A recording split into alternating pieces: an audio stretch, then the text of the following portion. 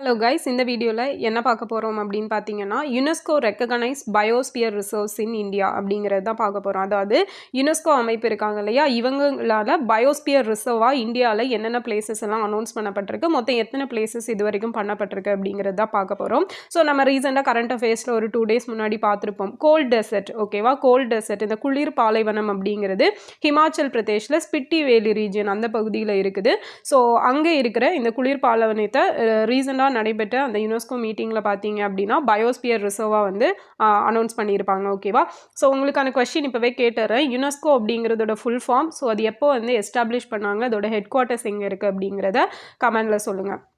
இப்போது நம்ம இந்தியாவில் மொத்தம் இது வரைக்கும் 13 பயோஸ்பியர் ரிசர்வ்ஸ் அப்படிங்கிறது அனௌன்ஸ் பண்ணியிருக்காங்க. ஸோ அது என்னென்ன எந்தெந்த ஸ்டேட்டில் இருக்குது அப்படிங்கிறத பார்க்க போகிறோம். கண்டிப்பாக இதுலேருந்து ஒரு கொஸ்டின் வந்து எக்ஸ்பெக்ட் பண்ணலாம் அப்கமிங் எக்ஸாம். ஸோ 2A மெயின்ஸில் கூட கேட்கலாம், அண்ட் 2 மெயின்ஸ்லேயும் உங்களுக்கு டிஸ்கிரிப்டிவ் டைப்பில் கேட்குறதுக்கான சான்சஸ் இருக்குது. ஸோ பார்த்துக்கோங்க. ஃபஸ்ட்டு பார்த்தீங்க அப்படின்னா நீலகிரி பயோஸ்பியர் ரிசர்வ். ஸோ இது எங்கே இருக்குன்னா தமிழ்நாடு. ஸோ தமிழ்நாடு, கேரளா, கர்நாடகா, ஸோ இந்த 3 ரீஜியன் வந்து கவர் ஆகுற மாதிரி இருக்கும். ஸோ 2000, ஓகேவா, 2000ஆவது ஆண்டு இதை வந்து பயோஸ்பியர் ரிசர்வா அனௌன்ஸ் பண்ணியிருப்பாங்க.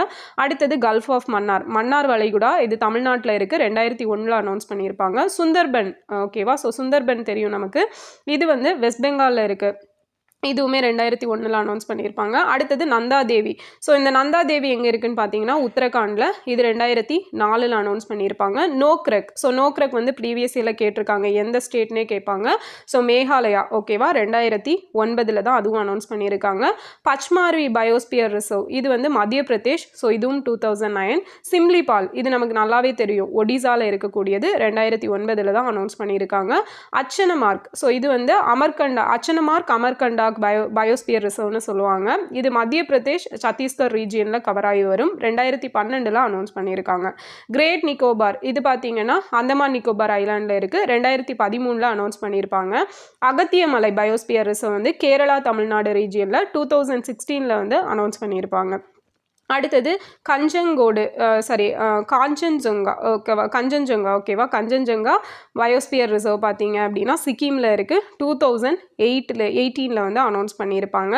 அடுத்தது பன்னா பயோஸ்பியர் ரிசர்வ், பன்னா வந்து நமக்கு தெரியும் மத்திய பிரதேஷ், 2020. ஸோ இதான் வந்து புலிகள் சரணாலயத்தை கூட ரொம்ப ஃபேமஸ் ஆனது. அண்ட் ஃபைனலாக இப்போ அனௌன்ஸ் பண்ணது cold desert biosphere reserve, Himachal Pradesh, Spiti வேலியில் இருக்குது. ஸ்பிட்டி வேலி எங்கே இருக்குது அப்படிங்கிறதே தனியாக ஒரு கொஸ்டினாக நிறைய டைம் கேட்டிருக்காங்க. ஓகேவா, ஸோ இது மேக்ஸிமம் நம்ம எல்லாமே வந்து கேள்விப்பட்ட பேராக தான் இருக்கும். எந்த ஸ்டேட் அப்படிங்கிறத நல்லா பார்த்துக்கோங்க. ஓகேவா, ஸோ இந்த வீடியோ யூஸ்ஃபுல்லாக இருந்திருக்கும்னு நினைக்கிறேன். நெக்ஸ்ட் வீடியோவில் பார்க்கலாம். தேங்க்யூ.